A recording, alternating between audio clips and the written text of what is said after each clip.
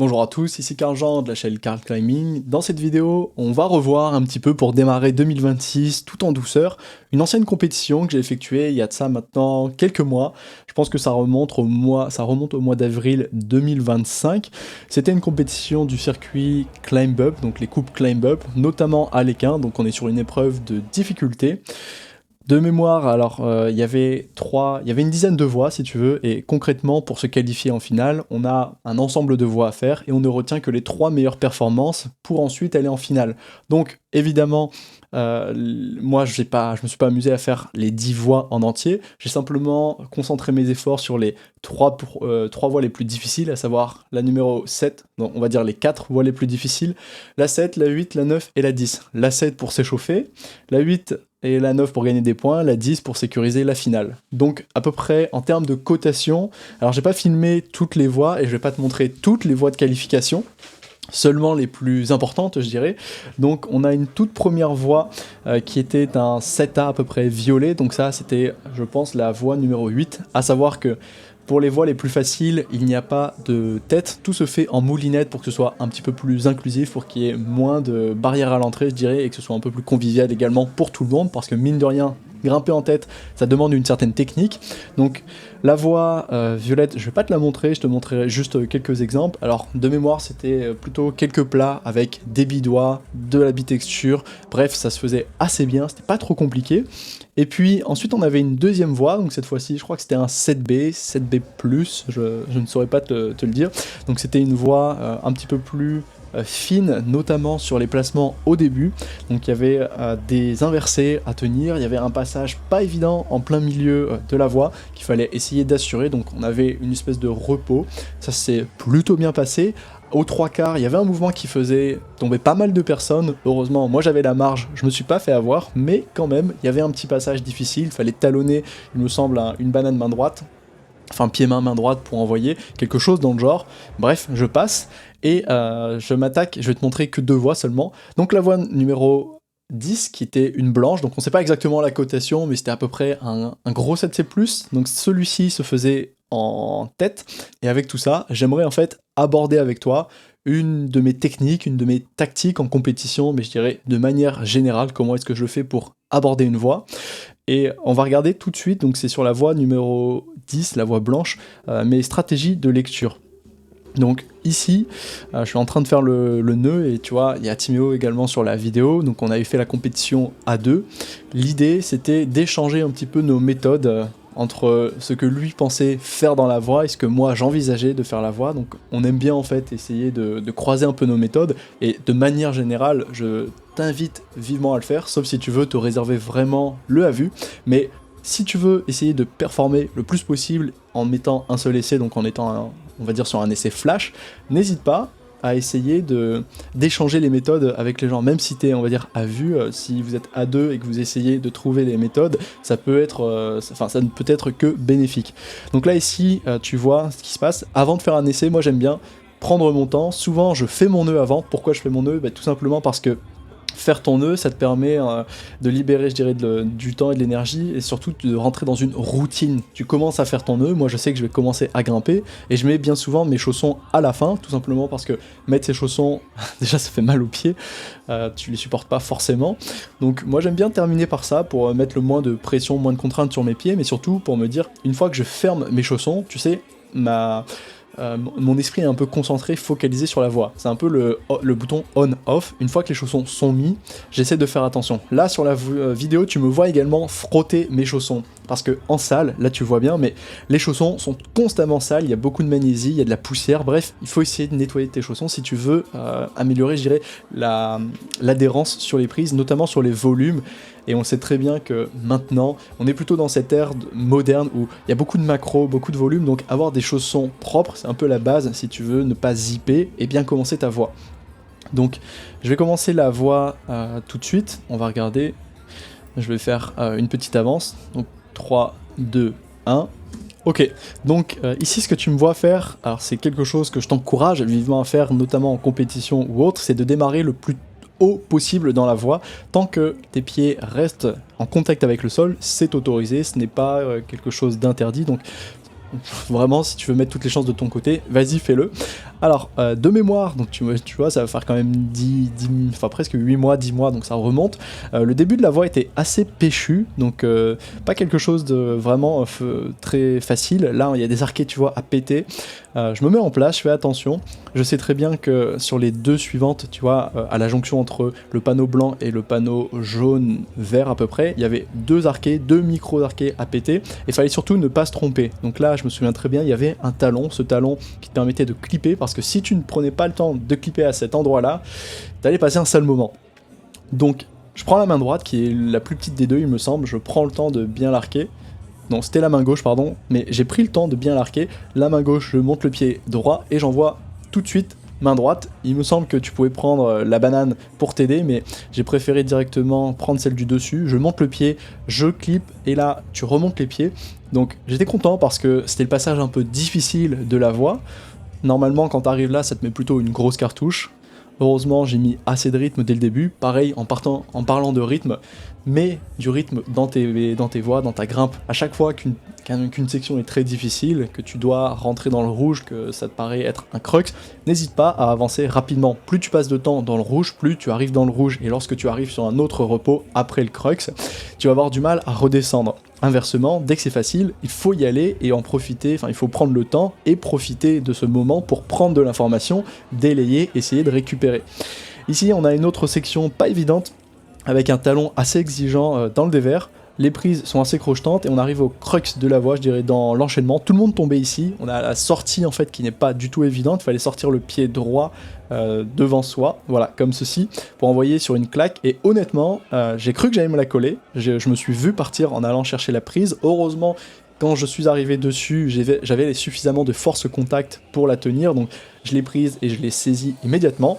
Une fois que j'étais là, je suis sorti du dévers, donc j'étais plutôt revenu en quelque sorte en dalle. Donc le niveau, l'intensité a diminué et la force que j'ai eu la chance que j'ai eu dans cette voie, c'est d'utiliser mes forces, c'est-à-dire pouvoir récupérer sur les prises. Donc là, tu vois, je me suis mis en talon fort sur le pied gauche et j'ai aussi compris et trouvé des positions de moindre effort, donc des PME, ce qui m'a permis de délayer un maximum et donc surtout d'analyser. Tu vois, là je suis déjà en fait dans cette optique de ok, je me suis calmé, je sais que je ne vais pas tomber. Par contre, c'est pas le moment en fait de chômer. Il reste quelques mouvements qui ont l'air assez difficiles. Les prises sont plates, notamment sur la gauche, un petit peu meilleures sur la droite, mais quand on arrive sur les plats, généralement il faut bouger assez vite et assez rapidement pour ne pas tomber parce que ce sont des prises plates et donc par définition ta friction va être limitée, tu vas vite t'épuiser, tu vas vite perdre de l'énergie et si tu veux pouvoir en tirer quelque chose, il faut pouvoir savoir ce que tu dois faire. Donc là, je repars tout de suite. J'envoie la main droite, je talonne pied gauche, j'avais prévu et anticipé la main gauche d'ailleurs, je relance tout de suite. Donc là, je crée pas mal de tension, je mets le talon, je le verrouille, je fais attention avec le pied gauche que je remonte. Là, je suis sur les doubles plats, c'est pas si évident. Je renvoie sur une meilleure prise main gauche, je retalonne pied gauche et là je savais que j'avais fini la voie, je savais que j'avais pas tombé, j'étais sur une bonne arquée main gauche, tu vois, je délaye sur la main droite, bref, j'étais content de pouvoir réussir à toper la voie sans trop de soucis. Pourquoi je l'ai réussi? Parce que juste avant, on ne l'a pas vu, mais sur le volume gris qui est juste avant, on avait en fait une face qui était inversée et que j'ai pu valoriser en utilisant la paume de mes mains vers le haut et donc je faisais une opposition entre la main que je poussais vers le haut et les pieds qui poussaient vers le bas. Donc ça m'a permis de récupérer beaucoup d'énergie parce que je n'étais pas sur les avant-bras mais plutôt sur les biceps, sur les triceps, sur les épaules, bref sur les gros muscles et c'est ce qui m'a permis de sécuriser cette voie. Évidemment, tu t'en doutes, grâce à tout ça, j'ai pu entrer en finale et j'ai envie de te parler de la finale et aussi de ces routines que tu peux mettre en place pour pouvoir réussir à te mettre dans ta bulle parce que, mine de rien, quand on parle de performance, quand on parle d'escalade, ça se passe, oui, d'abord à l'entraînement, puis ensuite sur le mur, mais à un instant T, ça se passe aussi d'abord sur la tête, dans la tête. C'est-à-dire, comment est-ce que tu vas t'organiser à un instant T ou te réorganiser si tu fais une erreur pour pouvoir performer et utiliser au mieux tes ressources. On parle d'efficacité, je dirais même encore mieux, d'efficience. L'efficacité, c'est avoir un résultat, c'est-à-dire toper la voie. Nous, en escalade, ce qu'on cherche, c'est plutôt l'efficience, c'est-à-dire stopper la voie, avoir le résultat avec le moins d'efforts possible, en étant le plus rapide possible, en dépensant le moins de ressources possible, c'est-à-dire, bref, ne pas faire d'erreur, avoir la grimpe la plus efficiente possible, utiliser les techniques quand il le faut pour rapprocher ton centre de gravité proche du mur, utiliser des lolottes, des talons et toutes les techniques que tu connais pour pouvoir soulager les avant-bras et ne pas dober des bras. Alors, je vais commencer la vidéo tout de suite, 3, 2, 1, ok. Alors moi, ce que je fais souvent quand j'arrive en finale et que tu vois déjà il y a une ambiance, là on est un peu dans la pénombre, il y a les projecteurs, donc c'est assez grisant, enfin c'est toujours sympa. Pour la cotation de la voie était estimée à un bon 8A sans problème. Donc là, évidemment, on va grimper en tête, on va pas grimper en moulinette. On a un assureur qui est attitré. On attend normalement le top départ pour pouvoir se retourner. Donc tu vois, je suis en train de me préparer. C'est pour ça que je suis dos à la voie. Et c'est pareil pour la fille qui était à côté de moi. Quand on démarre, on a 40 secondes avant on a 40 secondes avant d'avoir l'obligation de partir dans la voie. Donc tu peux voir que la fille qui était à côté de moi, elle, n'hésite pas, elle part tout de suite. Moi, j'aime toujours me poser et reprendre un temps pour valider en fait ma lecture. Si tu veux, on a eu 6 minutes de lecture avant. J'aime bien faire la voie dans ma tête, la prendre par cœur, et puis avant de redémarrer, j'aime bien prendre ce temps pour me refaire une lecture entière de toute la voie, et valider ou invalider ce que je pouvais avoir imaginé et qui me posait problème, et surtout identifier les passages qui vont être un peu plus peut-être délicats, difficiles, et où est-ce qu'il va falloir, je dirais, improviser. Donc, une fois que tout ça est fait, évidemment, il faut partir. Et dès le début, moi j'aime bien partir rapidement. Parce que le début des voies, souvent, c'est un début qui est fait pour ne pas tomber, puisqu'on veut pas, on veut du spectacle. Donc je n'hésite pas, si tu veux, à y aller et à essayer de mettre du rythme. Donc là, tout de suite, on avait un départ jeté, c'était original, sur des bonnes prises. Donc j'en ai profité pour clipper sur les 2 premières dégaines. On enchaîne sur des plats. Premier arqué acéré, pas trop dur. Je mets un talon bidois. C'était une voie aussi bicolore, donc noir et bleu, qui était assez bien. Et dans ma lecture, je suis assez fier parce que j'ai pas fait d'erreur. Concrètement, de mémoire, j'en avais pas fait. Là, il y a une belle opposition à faire. Si, je dirais, j'ai pas fait d'erreur, mais juste ici, je me suis mis une belle cartouche, justement, tu vois, j'ai pas été efficace. Je sais pas si c'était la meilleure des choses à faire, je me souviens plus, mais je devais arriver main droite sur l'arqué pour envoyer main gauche sur le plat. Ici, on se met en opposition pour pouvoir aller prendre le bidois, parce que celui-là est fuyant, donc il faut y aller mollo. Plat main gauche, et on va envoyer directement sur une section d'arqué. Donc c'est une voie qui était assez polyvalente, je dirais. On commençait sur des plats, des pinces, on a des bidois, et là on arrive sur des arqués.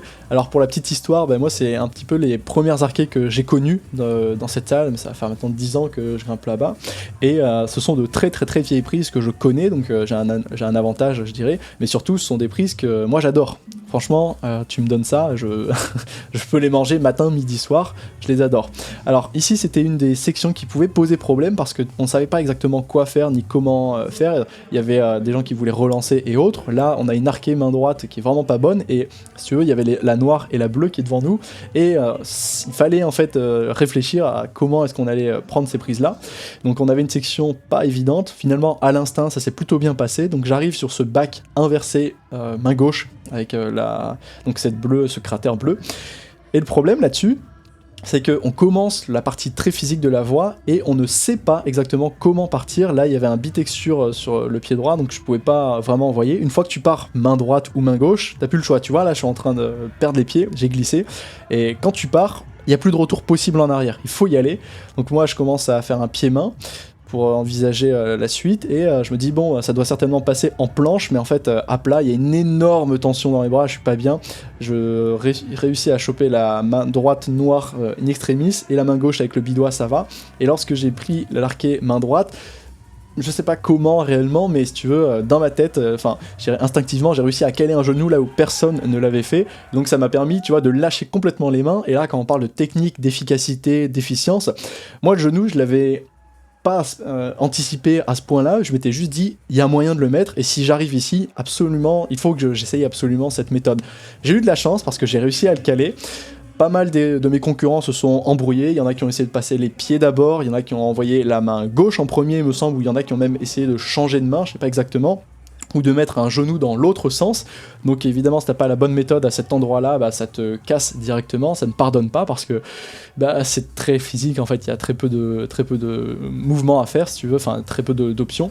Moi, j'ai eu la chance de pouvoir lâcher les mains et de trouver la bonne méthode, donc évidemment quand je repars là, tu me vois, mais je suis en train de voler sur les prises, j'ai beaucoup de jus parce que ben, je me suis reposé tout simplement. Donc j'arrive sur les arquets, je fais main droite, main gauche et je suis toujours sur le genou, tu vois, je suis en genou, presque assis sur la prise et ça m'a permis en fait de faire la section sur les arquets assez facilement sans prendre le risque de glisser sur le plat.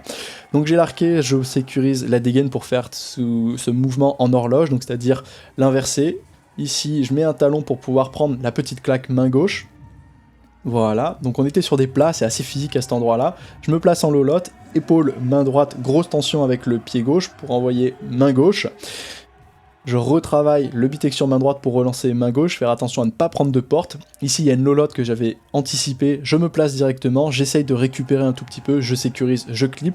Le top est juste devant moi, la dégaine est à 2 mètres en diagonale, donc il reste un passage. Je sais qu'à ce moment-là, je tope la voie. Dans ma tête en tout cas, je topais la voie parce que j'étais assez frais mentalement et physiquement. Je me dis juste, je dois assurer, arquer, arquer et ce jump. Je suis pas fan de ces mouvements à chaque fois un peu de fin, mais je voulais absolument le tenir et j'ai réussi à le tenir pour une fois parce que cette année ça n'a pas été le cas, mais l'année précédente ça a été le cas. J'ai réussi, donc j'étais assez content parce que évidemment, puisque j'étais le seul à avoir topé cette voie, je me suis retrouvé à être premier du classement général, donc ça m'a fait très plaisir, je passais un super moment et surtout la voie était vraiment trop classe, trop cool à grimper. Faudra que je te fasse un débrief sur la coupe climb up de Vambrochy, puisque elle aussi, j'ai pu y participer. Je te donne pas les résultats, j'ai fait une finale, mais ça s'est peut-être pas aussi bien passé que dans cette vidéo. Et cette année, il y a également la coupe climb up, donc je dirais de 2026 que je vais faire, donc j'ai encore le temps, ça va être en avril. De toute manière, c'est à peu près tout le temps en avril, et j'espère pouvoir faire une performance qui est aussi pareille. Enfin bref, voilà un petit peu pour cette vidéo. Première vidéo, je dirais, de 2026, qui me fait plaisir. Je vais recommencer et j'ai plein de projets en tête, j'ai plein de choses à te partager, plein d'idées aussi de vidéos. Et avec tout ça, je pense que je vais te faire prochainement une vidéo de mes objectifs pour 2026, ce que je compte mettre en place, comment je vois un petit peu la suite de la chaîne, l'activité aussi peut-être pourquoi pas professionnelle, bref, tous les changements qu'il va y avoir, la direction vers laquelle je vais me diriger, et surtout, la falaise, les projets pour 2026, les projets de grimpe. Évidemment, je te souhaite une excellente année 2026 avec un peu de retard, je sais, on est déjà en février, mais t'inquiète pas, je vais reprendre les vidéos comme il se doit. Si jamais tu souhaites aller plus loin et progresser en escalade, dépasser un cap ou un plateau, je propose des services de coaching en ligne et également des formations pour aller à ton propre rythme. Tout ça sera dans le lien de la description. Tu peux également me contacter sur mon compte Instagram Betagrimp, qui devient maintenant officiellement le nom également de cette chaîne YouTube. Mais bon, je ferai une vidéo à part pour expliquer tous ces changements, maintenant que j'ai un peu plus de temps. Je te dis à la prochaine, porte-toi bien. Ciao. Ici on est en train de réajuster la hauteur des prises parce que c'est un peu trop loin, on veut faire une espèce de jeté en double épaule, mais on veut pas éliminer les plus petits. Et donc il vaut mieux que l'arrivée soit exigeante mais que le jump soit pas si impressionnant. De toute façon le jump est presque obligatoire. Mais